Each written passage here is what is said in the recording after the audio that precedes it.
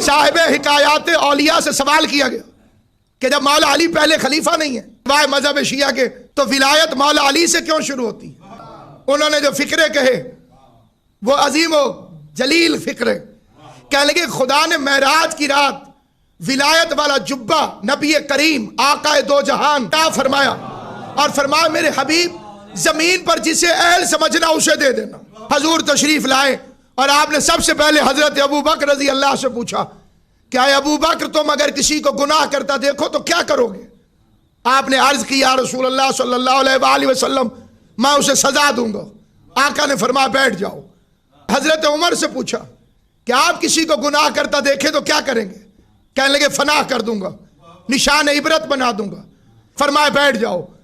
اہل سنت عالم دین نے لکھا کہ اب پیغمبر نے امیر المومنین سے پوچھا یا علی اگر آپ کسی کو گناہ کرتا دیکھیں تو کیا کریں گے؟ علی نے فرمایا میں پردے ڈال دوں گا۔